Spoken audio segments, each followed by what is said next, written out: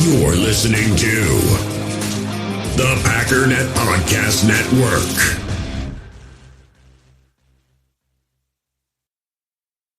U.S. Cellular has noticed the way we use our phones has gotten ironic. We try to put our phones down for dinner, but the menu's on a QR code. That's ironic. We hit like on social posts that we don't actually like, which is ironic. Which is why U.S. Cellular created Us Mode, to help us reconnect with each other and use our phones less ironically. A phone company wanting people to use their phones less is ironic. Let's find us again with Us Mode from U.S. Cellular. Visit uscellular.com/built-for-us to get started. You're a podcast listener, and this is a podcast ad. Reach great listeners like yourself with podcast advertising from Lips and Ads. Choose from hundreds of top podcasts offering host endorsements, or run a reproduced ad like this one across thousands of shows to reach your target audience with Lips and Ads. Go to lipsandads.com now. That's LIBSYN ads.com. What's up, guys? Welcome into Packers Total Access. My name is Clayton. You can check us out on Packernet.com. Find me on Twitter at Packers_access. You can email us, PackersTotalAccess@gmail.com. You can text us 865-658-5824. Join alongside Jacob in Wisconsin. We got Tim back from camp practice in Green Bay. Emilio's on assignment at Taco Bell. He'll be in here in a minute. Ready to talk some Packers this evening. Gents, how we doing today? Great, man. Got a little tan. Got a little late August tan going. Good. There he is. Back. There he is. Tim Cruz is looking hot, ready to trot. Right. Tell you what. I didn't meet your boy Brenton Cox. Sorry, Jacob. I wasn't. Man. He was a little busy. He had things to do. So, man, we got a bunch to talk about, guys. A bunch to talk about. I want to lead off a little, a little light humor here, if it's all right with you guys. First of all, Emilio, how are you, sir? We see you in the house now. I think you're muted, sir. Here, let me help you out there. Try it again. Nope, try it again. No comprende. You go. Yeah, glad to be here. I'm sorry. Yeah, hey, you made it in a little late, but it's all right, man. No big deal. How many times are you going to come to my press conference late? Had to start the lawn. Sit your butt outside. Yeah, I'll see you. See you later. Go ahead, Emilio. Go ahead. Did you have a busy day, buddy? Yeah. Busy day always. But I needed a new battery in the truck and had a flat on the sulky, so busy day. Bro, we had a flat on our Velke. It literally, we have this one stop where there's 3 yards in one stop. Takes us, I don't know, about an hour, 10 minutes, something like that. And halfway through the second yard, I look across the property. I'm like, where's Eric at? He's walking behind that thing. He got the Velke chained up. I'm like, oh no. Oh. Yeah, we had to actually work that day. That sucked. Just like this show, that sucked. You know what I mean? Exactly. But yeah. Anyway, it's still my fall now, though. And I said, I need this fixed. Yeah, exactly.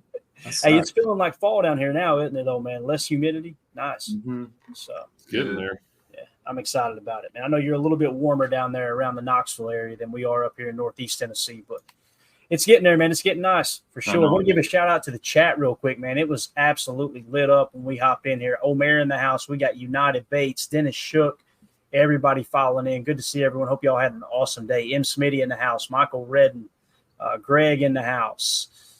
Sorry if I've missed someone. Mr. Larry in here. Good to see you, buddy. Like I said, Bates, Mike Berry, the whole crew. Andy APAC, Blake B. Too many to mention, man. You guys are awesome. Dane, Fred, Mr. Goat, Josh. Appreciate y'all hopping in here. Let's see. Eric Sutherland kicks it off. Says, my boy Evan Williams with another pick today. Yes, sir. We are going to hit on that shortly. We're actually going to hear a little bit from him, too. I think Matt Schneidman or Ryan Wood, someone tweeted out a video at his locker just to kind of get his statement. He just continues to shine. We're going to dive into it here shortly. Blake B says, team looked good today, but who knows how vanilla Baltimore was playing. Very good point, Blake. I know this. I'd much rather them look the way they did today than they did in Denver. What about you, Tim? You were there, boots on the ground, my man. Let me tell you, it looked good out there today. Ray Nitschke Field. I took a shot today. It was crowded. Check out that background. Beautiful day at practice. The stands were jam-packed. And yeah, from the reactions, we had a good practice today. I don't think that's to say that we dominated the Ravens. I'm just saying I think both teams had a really good tune-up here going into week one. This is what you want the end of the preseason to be like. Get one last tune-up. get out there, hit your best foot forward for week one. And I think both teams accomplished that today. I really do. Definitely. Absolutely, man. I know it's always a nice pick when you can get Old Glory in the picture, too. I was going to say, that thing's flying, man. It must have been a nice breeze there out on the field. Yeah, it took a couple different shots. I was trying to catch the wind. It's tough. But, I thought that was like the one spot there was a little bit of shade. So I was standing there. Figured I'd take a picture. Shout out to everyone who has served or continues to serve our military, no matter what the branch is. We appreciate y'all putting your lives on the line every day to give us the right to sit in here and produce such a crappy show. And we can't thank y'all enough. Seriously. Same thing out there to all the men and women in law enforcement and, fire departments, everybody who's serving our community, man. You guys are, we talk about these players like they're heroes. You guys and gals are the real heroes. So every time I see that flag, man, it's hard not to get teared up because that's the first thing I think of is every human being, whether they're in the line of fire or not. In some cases, they're sacrificing portions of their life with their family to be out there to make sure that we got safe communities and everybody just taking care of one another, man. You can't say it enough. So well said, Clayton. Well said. All right. Well, let's start it off a little lighthearted here, okay? Or a little light humor, I should say. So one show that's growing on me, I don't know if you guys have ever listened to Jen, Gabe, and Chewy. Comes on first thing in the morning. Over, I think it's ESPN, either ESPN Madison or Milwaukee, maybe both. But you can find them on YouTube. They've also got a podcast. But Jen, Gabe, and Chewy, Jen Latta does a lot of work with College Game Day. She's one of three hosts here. You got Gabe Knotts, who does an excellent job as well. And then, of course, you got Mark Chmura, the former Green Bay Packers tight end from the 90s, Super Bowl champion, all that good stuff. So he tells a quick story on one of my favorite Packers of all time, Gilbert Brown. And they got talking about this through Andy Reid, which they were talking about. You see Andy Reid and he's all, Mr. Professional. And it sounded like Andy Reid was just one of the biggest pranksters in the entire organization when he was the tight ends coach, I believe it was, here in Green Bay. But check out this story from Mark Chmura and Gilbert Brown. This is hilarious. Snack. That's Andy to a T. Josh, you know that story? No. All right. So room service shuts off at 8:30 on a Saturday night, right? Okay. Because then we have bed check and all that. Well, it turns out Andy had bed check at 10 o'clock. So he's in the elevator, and the room service guy has 2 cheeseburgers, a vanilla shake, cheesecake, and an order of fries. And Andy's like, "Where are you going?" So it's like, let me check the room. It's room 738. Mr. Brown. So Andy says, okay, give me that thing. Andy ate every piece of it. Made the guy deliver the empty tray to his room, and Gilbert had to still pay for it. But Gilbert didn't say a thing because he knew he was busted. A night before a game. After we just had snack. I was going to say, that is so much food. Yeah. It sounds like a belly. I remember following. Remember how big Hold Gilbert on. was? Yeah, I do. Listen to this. Gary Brown. Gary Brown was a backup O-line for us probably in 95. This might be the Super Bowl year. And I was behind him at Taco Bell. And they just kept unloading bags. So I followed him. I was going PI on him. So I sat there. And this is 1995. Okay. I sat there in the car, watched him eat it. He went and threw the bag in the trash. I went through the bag to get the receipt because I had to know how much he spent. $48. 95 was. In the 90s? In 1995? 1995. I'm like, dude, how can you eat so much food? $48? $48. Holy smokes. I was blown away. How many things on a McDonald's menu back then cost more No, than $5? it was Taco Bell. Taco Bell, So sorry. it was burritos, it was tacos, it was Taco Mexican Bell, pizza. like, Taco Bell, especially in the 90s.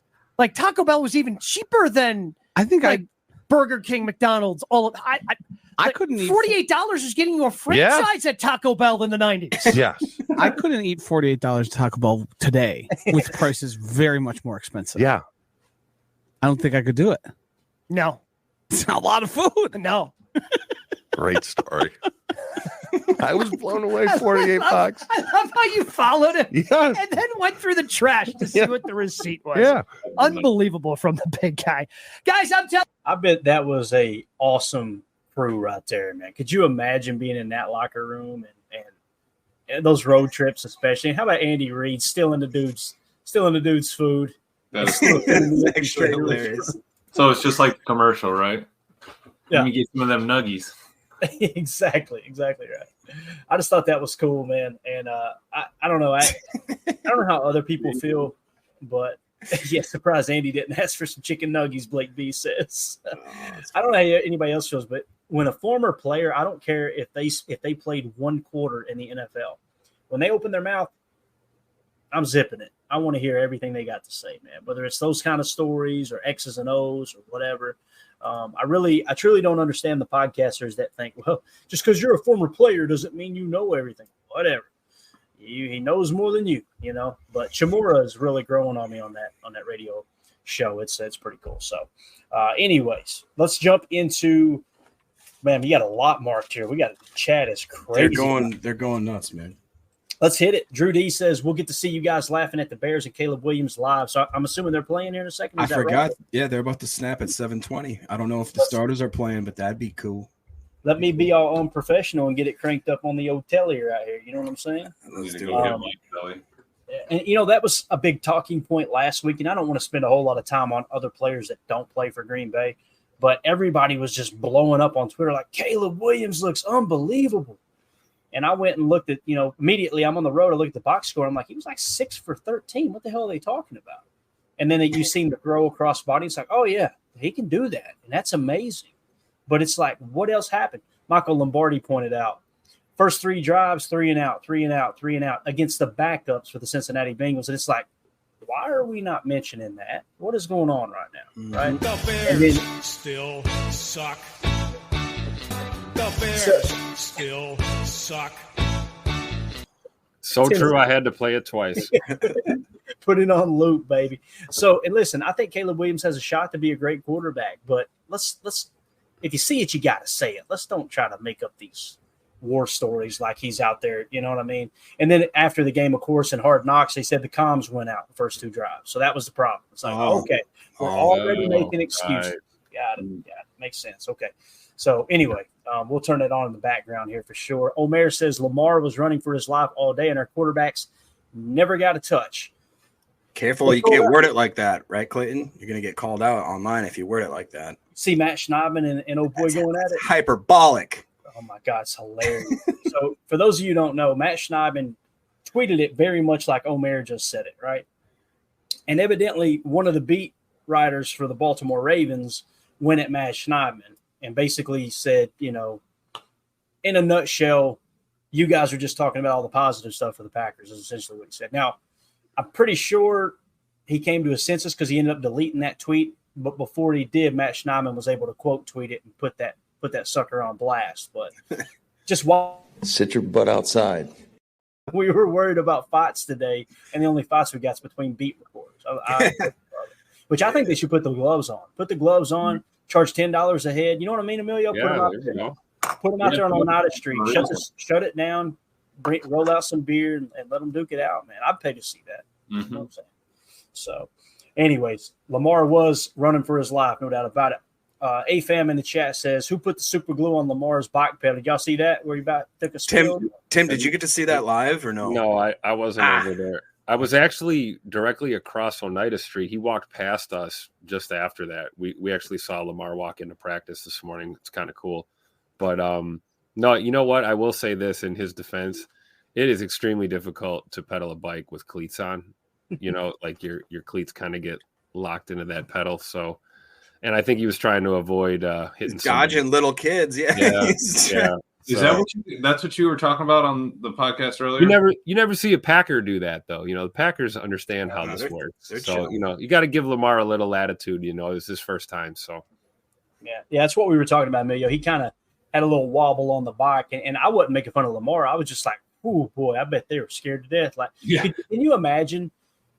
There's never another situation where Lamar Jackson's going to be riding a bike pretty much in season, right? Right. And they go to a preseason practice. You can't pull a Joe Biden.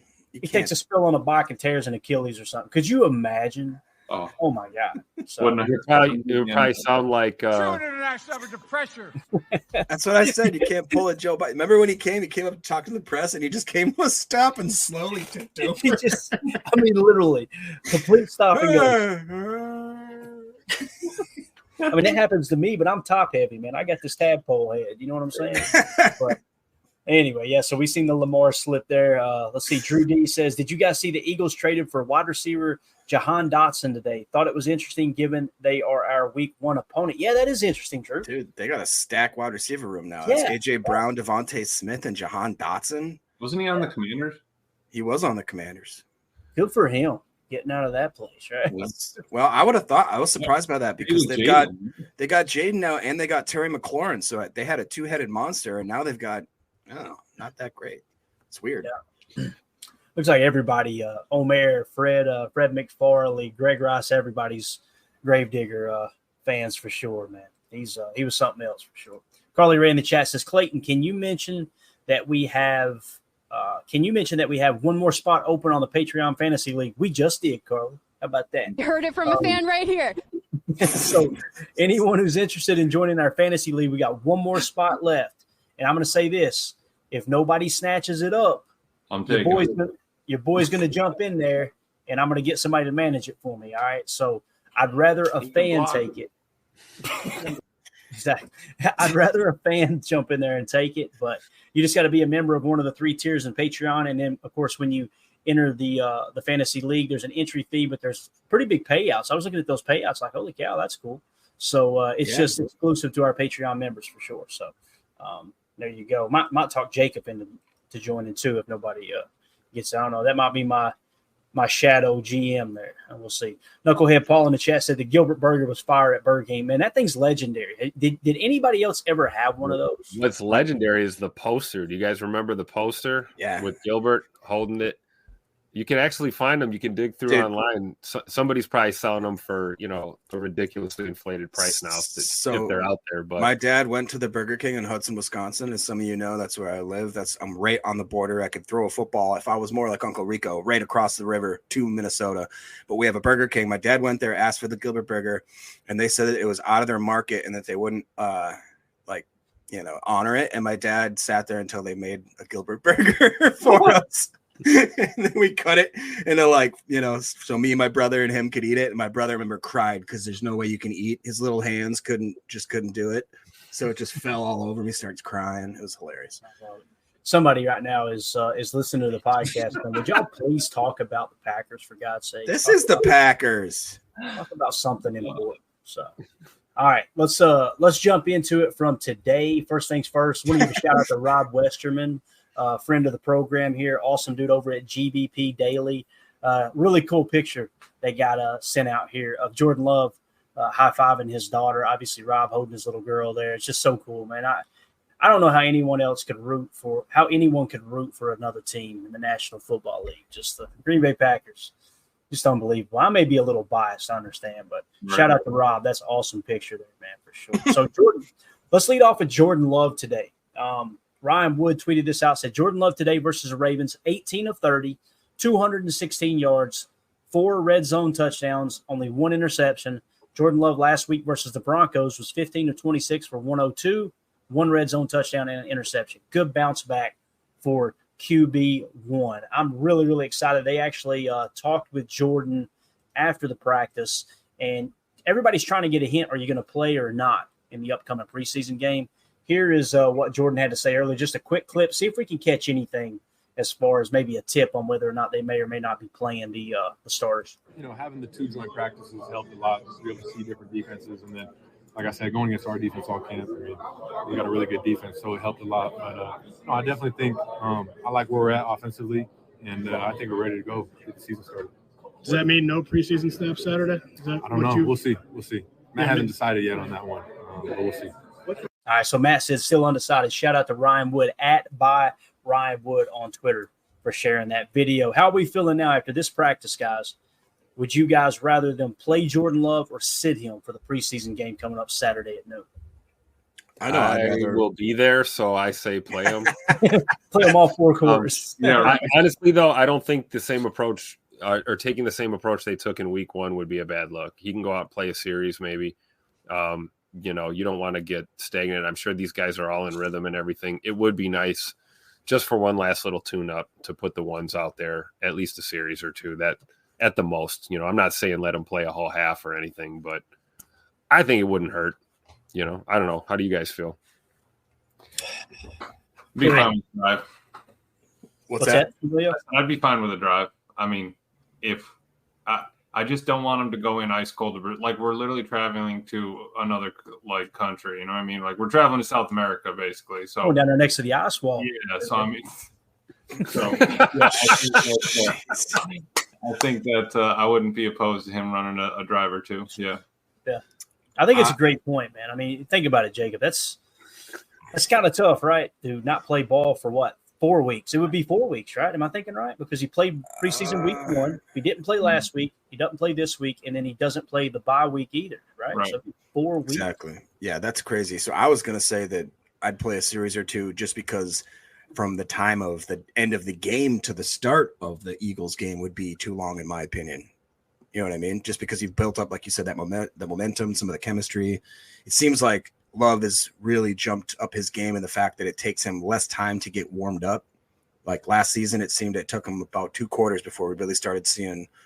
You're a podcast listener, and this is a podcast ad. Reach great listeners like yourself with podcast advertising from Lips and Ads. Choose from hundreds of top podcasts offering host endorsements, or run a reproduced ad like this one across thousands of shows to reach your target audience with Lips and Ads. Go to lipsandads.com now. That's LIBSYN ads.com. You're a podcast listener, and this is a podcast ad. Reach great listeners like yourself with podcast advertising from Lips and Ads. Choose from hundreds of top podcasts offering host endorsements, or run a reproduced ad like this one across thousands of shows to reach your target audience with Lips and Ads. Go to lipsandads.com now. That's LIBSYN ads.com. You're a podcast listener, and this is a podcast ad. Reach great listeners like yourself with podcast advertising from Lips and Ads. Choose from hundreds of top podcasts offering host endorsements, or run a reproduced ad like this one across thousands of shows to reach your target audience with Lips and Ads. Go to lipsandads.com now. That's LIBSYN ads.com. You're a podcast listener, and this is a podcast ad. Reach great listeners like yourself with podcast advertising from Lips and Ads. Choose from hundreds of top podcasts offering host endorsements, or run a reproduced ad like this one across thousands of shows to reach your target audience with Lips and Ads. Go to lipsandads.com now. That's LIBSYN ads.com. Good, decisions and really fluidity and that sort of stuff. Whereas all of a sudden now, recently, it seems like it takes him like a series, and all of a sudden, maybe a couple plays, and he's dialed in. So I don't want to lose that momentum. I'd play him a series. If it goes real well, pull him maybe 2 tops, and then, I think would be good. Good stuff. Well, I'll tell you this, man, whether he plays or not, PFF, the projections for Jordan Love looking pretty good. It says, this is at PFF, says, will Jordan Love lead the Packers to the NFC North crown? 2024 projections, it says 384 completions, 4,658 total yards with 31 touchdowns. And I thought it was cool that they tweeted this image out right after they tweeted out CJ Stroud, because I don't know if you guys have noticed, but it kind of feels like Jordan Love, CJ Stroud, they're obviously going to play in October. That's going to be the winter warning game where everybody's supposed to wear all whites. It's going to be absolutely awesome. Kind of seems like they're linking those 2 young quarterbacks together. Like, hey, these are 2 potential faces of the league, which is exciting as a Packer fan and as a Texan fan. But look at these projections: 384 completions, 4,658 total yards, 31 touchdowns. CJ Stroud's projections: 352 completions, only 4,556 total yards with only 29 touchdowns. So according to PFF, they kind of feel like Jordan Love is going to have a better year, or at least projected to have a better year than CJ Stroud. I know there are some people hearing my redneck voice right now saying, Clayton, this don't make a hill of beans. I completely agree. But it's fun to see 2 quarterbacks get compared that close together here, when we're getting ready to kick off week 1 here in roughly, I don't even know what it is. We got cut downs on Tuesday, Wednesday. So, it's right around the corner. When is it? It's not next Friday, but the following Friday, right? Friday, September 6th. Oh, man. Wow. September 6th. The real question is, what are your guys' projections for Jordan Love? Looking at PFF's numbers here. When I look at I'll tell you what, I think Jay Money's throwing 40 more touchdowns. 40 more? 40 or more. 40 or more, which is a lot more than 31. And I'd be willing to bet you he teeters closer to 400 completions too with this receiver core. The only thing that makes me hesitant, Tim, is typically once they get a year of film on a quarterback, there's a step back just a touch. You know what I'm saying? Now, they kind of got the first half of film on him, first half of the season film on him. Green Bay, Matt LaFleur, and Jordan Love adjusted, and it skyrocketed, right? Yeah. You go One of the based things on I that love the most happens. about Matt LaFleur is that he's willing to do that. He adjusts as soon as he gets stale or he feels like he's getting complacent, whether it's play calling or game planning, anything, we switch it up. And that was one thing I think that ultimately pushed McCarthy out of town was he was a little less willing to do that towards the end there. And he kind of stuck with the same old same, and it got predictable. I totally agree. I mean, I think that's why Jordan could be so deadly, because he's got Matt LaFleur, at the helm here. And the way they call the red zone too, like when they get inside the 10, Matt's not scared to go 11 personnel and throw the ball, right? So you could see those touchdowns. Yeah, I mean, I'm not saying it's out of the realm of possibility, Tim. That's a tough over under there, Emilio. What would you do there? Would you go over or under on both the yards and the touchdown here, man? I think I actually might go a little under on the yards and over on the touchdowns. I think he'd probably be around 35 touchdowns, probably like 4,500 yards. Maybe a couple more completions, just not, just maybe not getting as many yards or something like that. But I think we're still going to lean on the running game. I think Matt we're going to have to set it around that. And I like you were talking about, even looking at the plays we went over last night, even on that RPO, he still ran it twice in the red zone, one outside the 10, I think it was, and didn't make it, and then one inside the 10, and we scored. So I think just honestly, the red zone in general is going to be big this year. I think if we need to turn it back to that gold zone mentality, and we need to convert high conversion percentage on red zone this year. So I got gold. But you said I gotta go. I'm like, just go, just go. Kill the camera and go, bro. Don't be like me. Don't come back from the ending and see the chair spinning. You know what I'm saying? Right. No tarp. There's no tarp out here, Jacob. We can't be having that. So Tim says over. Emilio says under on the yards, over on the tuds. What do you think, Jacob? I kind of agree with Emilio. I could see something more like 4,400 yards and more like closer to 40 tuds, like Tim said. Got it. There you go. All right, good stuff, man. So I'm not saying they all agree with me, but they mostly agree with me. Some would say. Well, the most realistic projection that I've seen so far is from Professor Cakes, and it's 100,000 yards, 60 touchdowns, and negative 10 interceptions. Okay. Some people are saying that's good. I don't know. How do you hit? I'm trying to figure out just a clever way to say a negative touchdown. How does that work, Emilio? A negative interception. I don't even know. I think the defense just ran off to the sideline and just handed it to him. Said, "Here, just take it, sir." Yeah.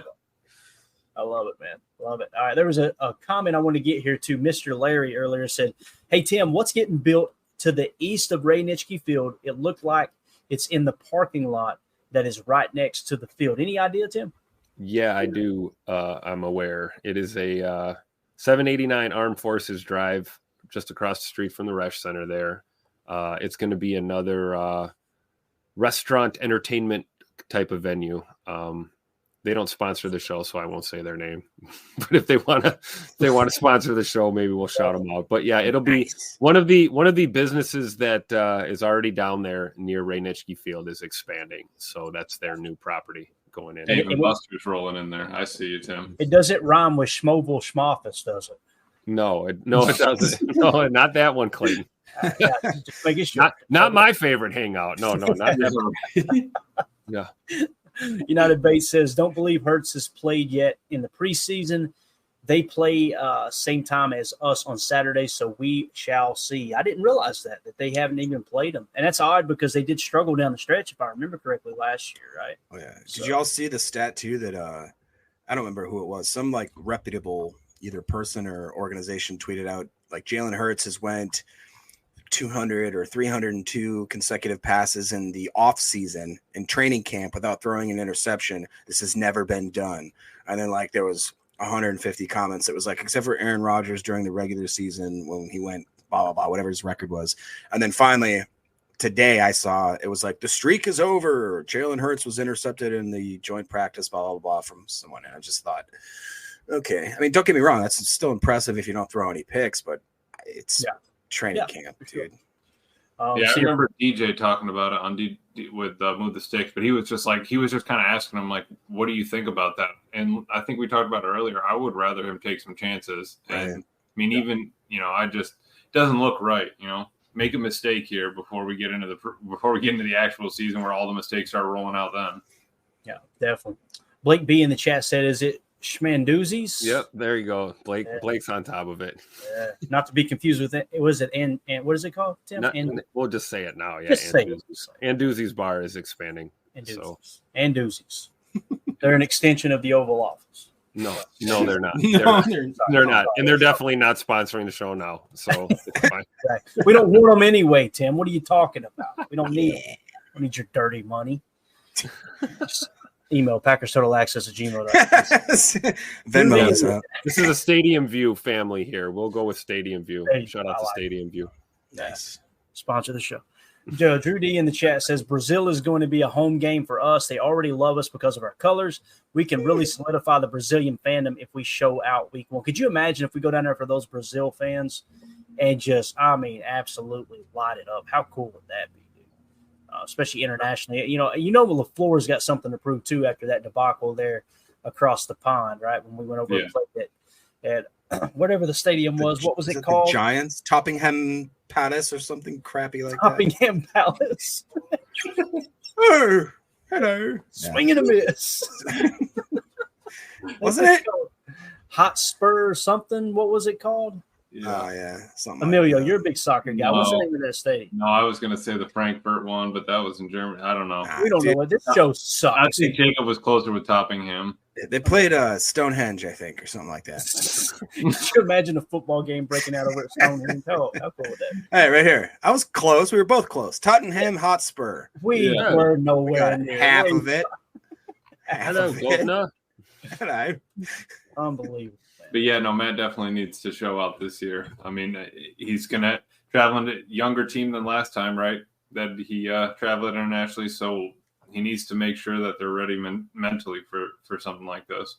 Now, this is technically a road game for us, according to the schedule. But Yes. I'm telling you, it's going to have strong vibes of a home game for the Packers. I know we travel well as a fan base. That's undisputed, right? I mean, Packer fans globally travel well, but I'm telling you, there are a lot of locals in Brazil that are diehard Chiefs heads, and they are going to be out in full force. So I fully expect this to kind of have a slight edge as far as the crowd towards the Packers. I don't know. What do you guys think? Yeah, I do. I think as soon as I seen the schedule and the fact that you got to play the Philadelphia Eagles and it's not over there in Philly, that's a tough place to play. It's that's a big break. I seen fans mad that we were having to travel out of the country, and I'm like, no, that's the game you want to pick, right? That's the game you want to do it with, so you don't have to play in Philly. I think it's especially the first game of the year too. Just get it over with, bite the bullet, be done. And correct me if I'm wrong, but the travel time isn't that obscene, and we're in the same time zone, I think, or like maybe different East Coast change. Time. Yeah, so like an hour difference. That's cool. I'm cool with that. That's wild to think that Brazil's on Tennessee time, Emilio. Right. No, you think they're down there listening to Charlie Daniels? Oh, probably. Some of them, yeah. I don't know. All right, let's move along. Speaking of Charlie Daniels, Javon Bullard, this preseason, pretty cool, right? Charlie Daniels, Javon Bullard, 17 coverage snaps. Jacob, you mentioned this yesterday. Didn't you? Yes. 17 coverage snaps, 9 passing yards allowed in coverage, 76.7 run defense grade, all coupled together. This was tweeted out by PFF Green Bay Packers. I know the PFF grade didn't look great for Javon Bullard, but when you kind of put things into perspective of how he's played so far in the preseason, granted, he only played a handful of snaps in that game where he graded out bad, right, last week. So that's a pretty good indication that this dude's going to be a well-rounded football player, which is exactly what we've seen when we dove into the college stage, right? Yeah, I mean, that was my biggest part is when I sent you that highlight reel, I was so jacked because of at the end of it, if you made it through like the 4.5, 5 minutes of him just throwing that meat missile downfield and smoking people, it was the run defense that I was more excited for. I mean, and he looked really good in coverage. He looked really good blitzing, but he was just not afraid to go shoot the gaps, to make really strong tackles. I mean, it was very reminiscent of old school safety play that I just remember growing up and watching them just throwing their bodies and kind of just not caring what happened. And he rarely, obviously it was a highlight reel, but he just looked like it was a sure tackle every time. And that's the one thing I've seen from him. And even the quote unquote bad plays is he's makes a decision, he goes, and he's really good. He's like an alligator. He will wrap you up and roll. So. All right. Anybody got anything else to add to Javon Bullard here? AFAM says in the chat, Bullard looks real good in green and gold. He does, man. He does. And so does Evan Williams as well. I'm sure we'll talk a little bit about him. It's just so cool to see this rebuilt safety room, and I can't wait for meaningful football to start. And it's going to be exciting, guys. Do you think Evan Williams or Javon Bullard gets 5 picks this year? Yes. Well, yes. Williams has 5 picks in the training camp right now, apparently. I'm willing to bet one or both of them has a multi-pick game. They may get 2 in one game this year. Oh, yeah. Yeesh. When Bucky was talking to Lance, they said for Rookie of the Year, roughly it takes about 5 picks to get, talked about as a corner or a safety, but a safety hasn't had Rookie of the Year for a long time. So I was just wondering if we thought that they would have that option or, that ability, I guess. That would be absolutely awesome, man. Especially with the signing of Xavier McKinney, too. I mean, right. Safety is one of those positions I've been screaming about for the last 3. Even before we started podcasting, I was going, man, to me, it's tier 2 of importance. You want that guy that's going to play post safety to be a true difference maker. And then when you get into trying to scheme against specific looks on offense, you got to have that guy that can play in the box. He can play man. He can play spur. He can come down and rob. He can also drop back into quarter coverage. And really the thing that you see with Javon Bullard is he can do all of that. And the thing that really popped to me when we watched the tape, like Jacob was mentioning, was how he plays with leverage. The way he plays the proper the correct half of the player, whether he's making a tackle or meeting a run fit, he's always on the right half of the player. What I mean by that is if it's an outside run, he doesn't get pulled into the inside half of the blocker. He's playing that outside shoulder. When he goes to tackle someone, he knows where his help is. This is college. Could be totally different than the pros, but at the college level, he knew if he's the outside defender, he's attacking the outside shoulder of the ball carrier as opposed to getting pulled in and set up where someone can bounce it outside and turn it into an explosive play. I mean, he's really impressive. Really always impressive. knows which way to funnel, definitely.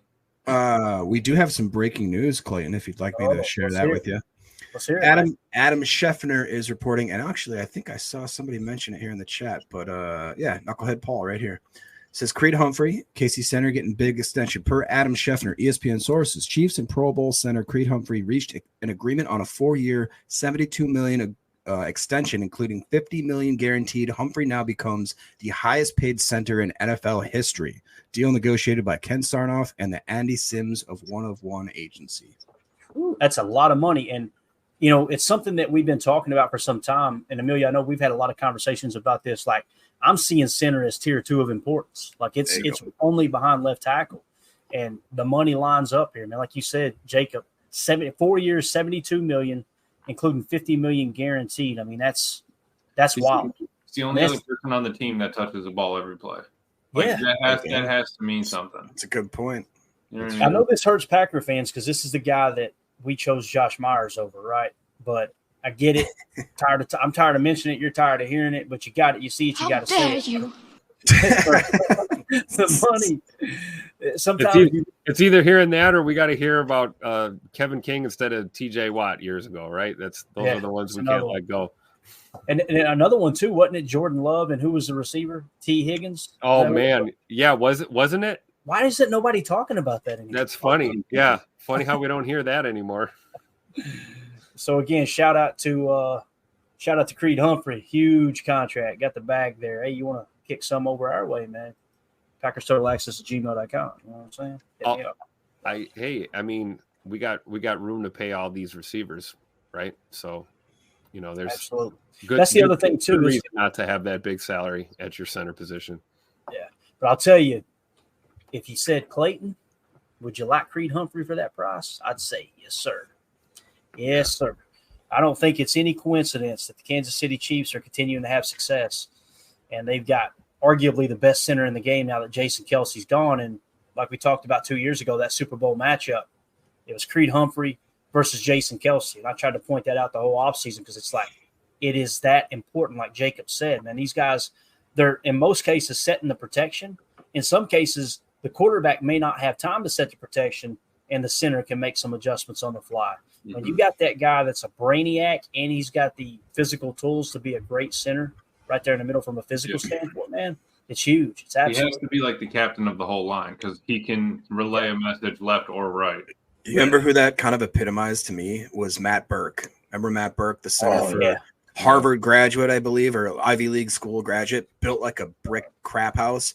He actually just ran for Senate, I believe, or Congress or something. So he is so slimmed down now. When you see him, you're like, oh my God, that's Matt Burke. It's crazy how much weight those offensive linemen have to put on to play. Dude, he was tougher than a $2 steak. That guy was like, that was the dude. He was the get off the bus guy too. He may not look like it, but it's like you go into a bar fight, and that guy's with me right over there. Yeah. Matt, come here, Matt. He was one of those type of players for sure.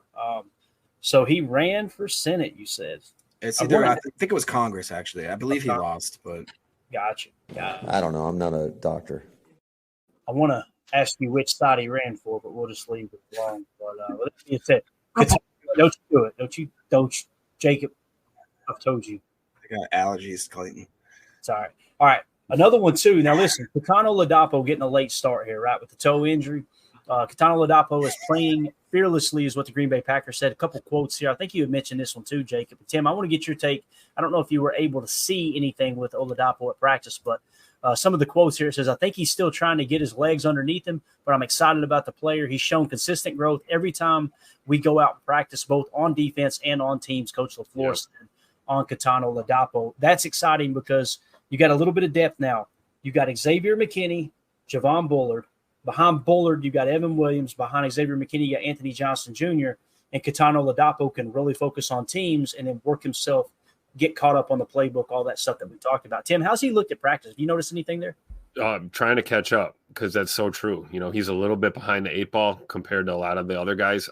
You could say that about Edrin Cooper as well. Guys started their camp kind of slow, but they're picking up the pace each and every day. And I fully expect to get a heavy dose of KT here on Saturday in this game, just to try and, you know, maybe make up for lost time, man. Overload him with some reps, not just on teams. Let's get him out there, see him in coverage a little bit. You know, looking at what Coach just said here, you know, still trying to get his legs underneath him. Well, no better way to do that than throw him in the fire in a preseason game. Just get out there and get some reps in before we go into the year, because I truly do believe he will provide depth in that safety room down the stretch of a grueling 17-game season as you're trying to make that playoff push and guys are banged up.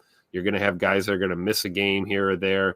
You know, guys like KT Oladapo, Evan Williams, Kalen King that can step in there and be effective in that secondary. That's what's going to help get us over the hump. So I think these guys that have started camp either slow or, you know, nagging injuries, they're starting to catch up.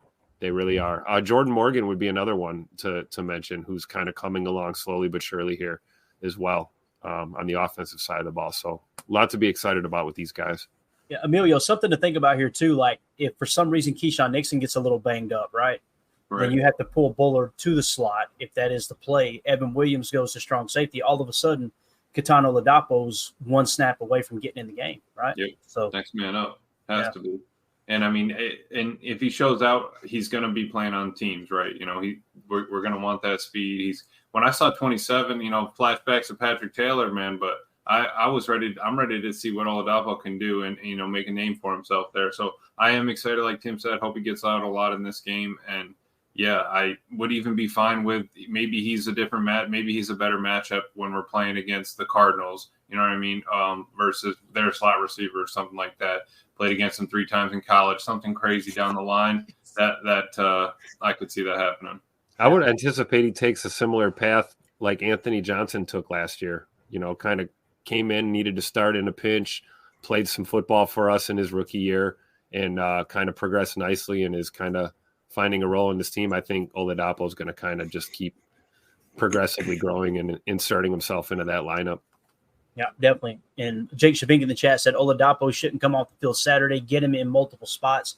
You could get him playing free. You can get him playing strong. You could maybe, if you want to try a little big nickel, throw him in the slot. He did have some slot snaps, if I remember correctly, too, in college. So. Oh, dude, he was one of those that was very evenly mixed. That's what was so awesome about him. Yeah, definitely. Keyshawn's the nickel. Get over it. Yeah, I'll get over it when you earn it, bub. All right, moving on to practice here. Yeah, Omer says that room is stacked, man. I'm telling you, safety room is just awesome. Matt Schneidman tweeted out, question to Jair Alexander about Lamar Jackson. Quote, what do you think of his more slimmed down figure? Jair, quote, I'm not really into looking at other guys' figures. Giggity. Watch him get canceled for that, too. Hey, I went to the comments and I was ready to go to bat for my boy Jair. Let somebody say something. I'm over it. I'm over this whole cancel crap. Yeah, like, screw it. It is what it is. But I thought that was cool. Jair seems like he's in a good place, right? Mm-hmm. And that, along with no fights, pretty cool. Ryan Wood tweeted out no fights at joint practice between the Packers and the Ravens. John Harbaugh, the head coach for the Ravens, said it allowed for quality reps on both sides. Quote, these two teams had the right mindset going in, and therefore we got good work in. End of quote. That's what the practices are all about, right? Yeah. Now, if the Packers had lost the practice, Jacob, I'd be going, throw a punch or two. Like, we can't go out like this. It's just yeah. All right. So let's get to the story. One of the stories of the day for me. Evan Williams picks off Josh Johnson over the middle to win the 2-minute for the backups.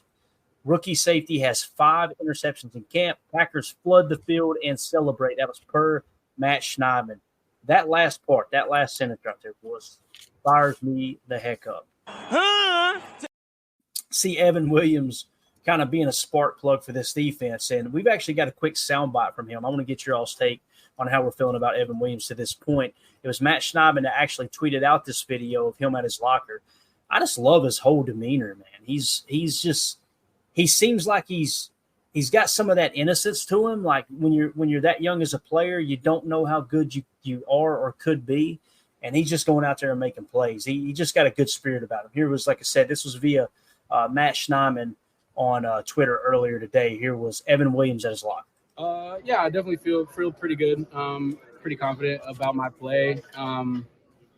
I definitely try to just block out all noise. You'll hear good noise, you'll hear bad noise, just as much. And it's all great, in the moment to, be feeling like the man, but it doesn't mean much if you can't continue it, if you can't do it the next day. And so, yeah, I've just been really just trying to get a little better every day, just try to, keep that mode of consistency all the way through camp.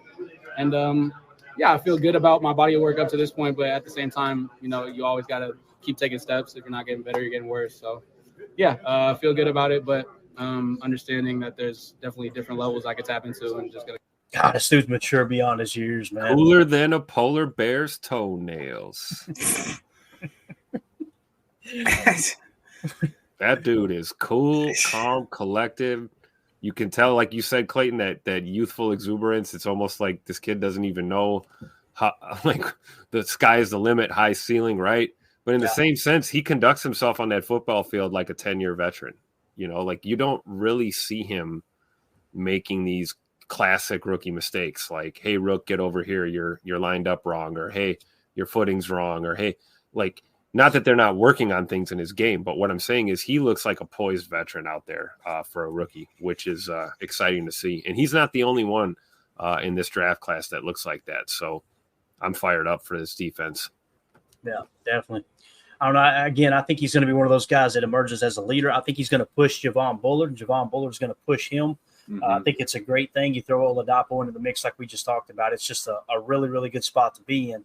Ron Stanville in the chat says it can't be overstated that Goot traded up for Williams and no one understood why. Absolutely, man. There was no one talking about Evan Williams before. There's no doubt about it, man. It's just unbelievable. Oladapo. Javon Bullard was the number 2 safety on my board. Then it was Oladapo at 3. Evan Williams was way down the list. Swung and missed on that one for sure. I did. Let's see. Jake Shavik said they were probably very impressed with him after the combine meeting. that's where those interviews. Could you imagine if that's the way he was during the interview? I guarantee you, Emilio, that dude, he won over Goot. That explains why it kind of caught us off guard, right? Because we weren't in the combine interviews. They were.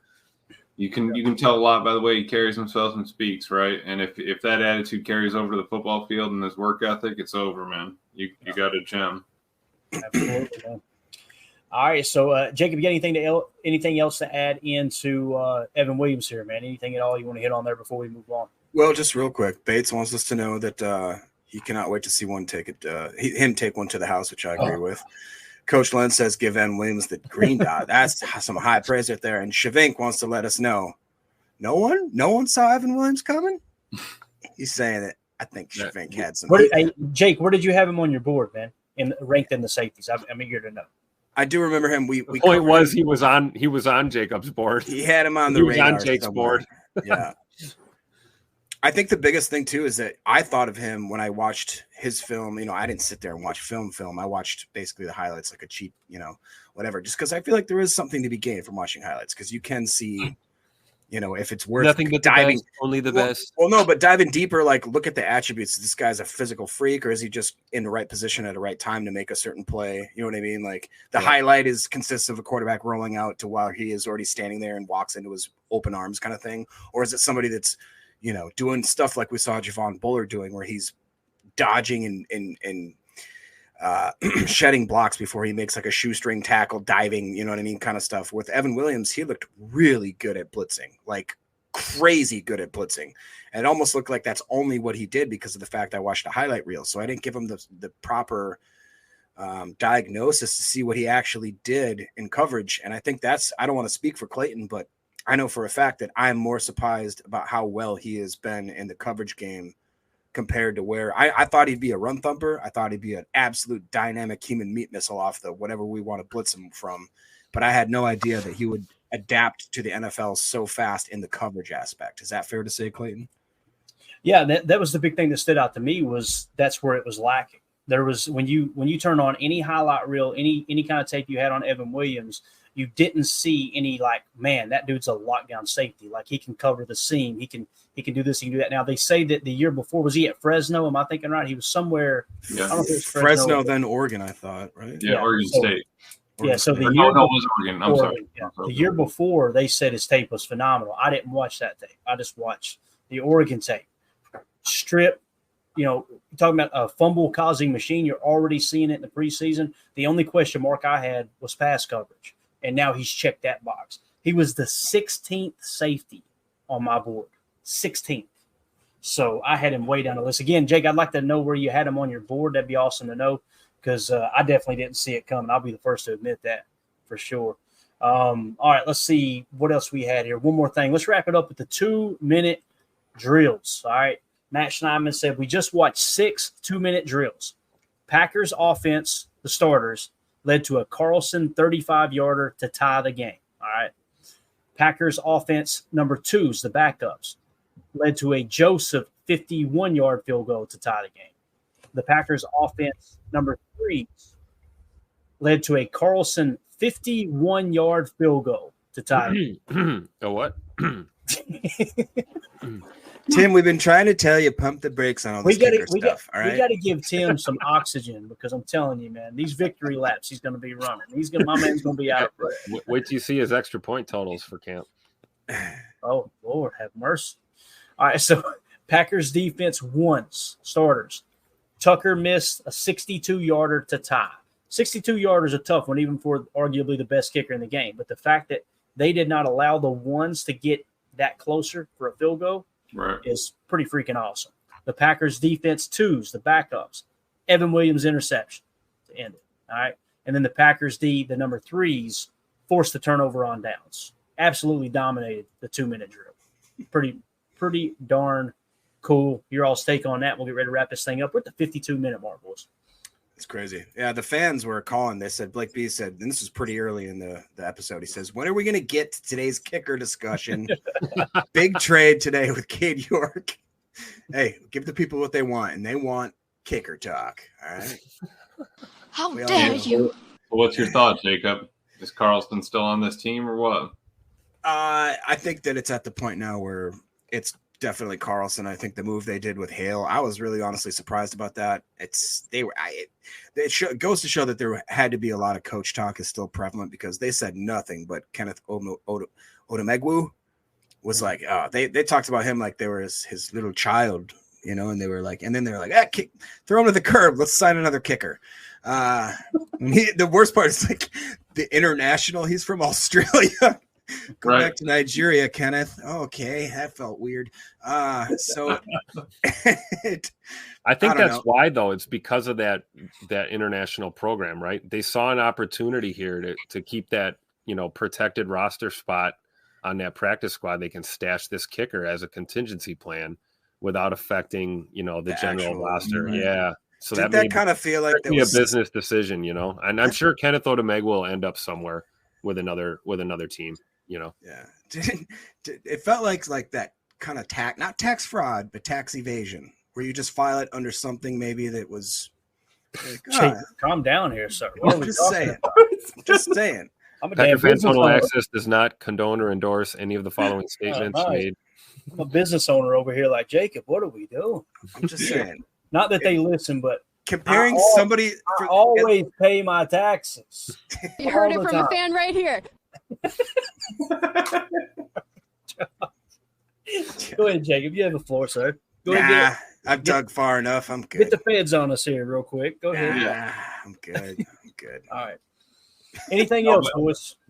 Happy with the offense. Happy that Carlson got a chance to drill some, and I'm happy with the defense that, like you said, held them to the 45. So that's it's good to see. Then a pick, and then the Storm. After they stormed the field, they come back out. They were all hyped up, and then we forced a turnover on down. So sign me up. I love it. Bet your hat was hype. Larry Cano says Jacob's going to get audited now. So there you go. That's how that works, Jacob. I'm just telling you, man. I'm telling you right now. And you can't no, you can't do that, Ron. Ron says Emilio claims cannoli expenses on his tax return. That's true. Carly Ray said, "Hey, I'll jump into the water here." She says, "Playing the system, like Clayton says, if you ain't cheating, you ain't trying." God Almighty, how all of us found each other is hilarious because we are cut from the same cloth. All right, so update on the schedule here, real quick. The joint practice obviously today. So tomorrow, nothing's open to the public. I'd say they'll probably do some kind of walkthrough. What do you think, Tim? I would think so, or at least film, maybe physical therapy, that kind of stuff. I'm sure they'll be at the facility. And I'm sure the Ravens too. I think they share use of the facility this whole process. So I'm sure those guys will be getting workouts in and stuff too before Saturday's game. But I would think Friday would be a light day going into a game day. That's what I'm thinking too. So obviously kickoff will be Saturday, 12 p.m. Central Time. So it's going to be like a 1:00 game for us down here in Mayo. It's going to be awesome. We will be doing, probably won't do a morning show, but instead we will do a pregame show. All right. For an hour before kickoff, we'll do a pregame, take you up to kickoff. Then I'm pretty sure Ryan Schlip over on Packernet's channel will be doing a live stream during the game. Sweet. If for some reason he's not, and I find that out, we will do one. But if he is doing one, he's going to roll with that. And then as soon as the game's over, hop back over here and we'll do a post-game show. So it's going to be I love how we're getting in the groove, guys. I don't know if you noticed, but we're like, all right, we're firing on all cylinders. This is exactly how we're going to format the regular season. It's preseason for everyone. Emilio, I was just thinking, dude, we're about 3 weeks away from being in Nashville watching them play the Titans, right? That's 4 great. weeks away, something like that. I know. I need to make sure I plan that out. Make sure we get a couple days off afterwards because I don't know how well we're going to be feeling after that game. Oh, I wish I could make it down for that, you guys. Just know this, Emilio. We've got a wedding that one of our businesses is catering, so we're going to be probably rolling into town Sunday. If you need a place to crash, though, Mandy's sister and her husband have a place in Chattanooga, and that's a little bit closer than Knoxville, I believe. I could be wrong. Right. But if you want a place to crash down Chattanooga, and Dave can cook, Dave can hook it up, man. That man, you just let them know 24 hours in advance. He'll have you a 5-star meal on the table the night before the game. I'm gonna be rolling in, kind of sliding in sideways into the parking lot right around kickoff, probably. So, but that's the way that'll work out. So again, guys, we'll be back tomorrow, 7 p.m. Central. As it sits right now, we will be doing a show tomorrow. No Friday Night Lights for me tomorrow night. So show tomorrow night, and then obviously pregame show Saturday, postgame show Saturday, and then of course we got cuts coming up the following Tuesday on the 27th. Mm-hmm. Here, baby, we made it. So anything else, guys? Anything at all? Nope. Go Pack, go. I have just Here we go. Just a couple I wanted to share. Sit your butt outside. Just real quick, a few next-gen stats that I thought were really cool that I was looking into when I got bored. The 15th fastest clock time of anybody in the NFL of anybody last year was Jaden Reed with a 21.52 miles per hour, 32-yard touchdown run in week 11. I just thought that was really, really cool. Josh Jacobs last year was either 8th or 10th in remarkable rushes. And remarkable rush is runs over the expected, basically, result. In week 12, he ran 63 yards on an expected run that was supposed to only go for 5 yards. That's plus 58 extra yards on one play. Number one, for reference, was McCaffrey at 69 yards over the expected 5. Yeah, there we go.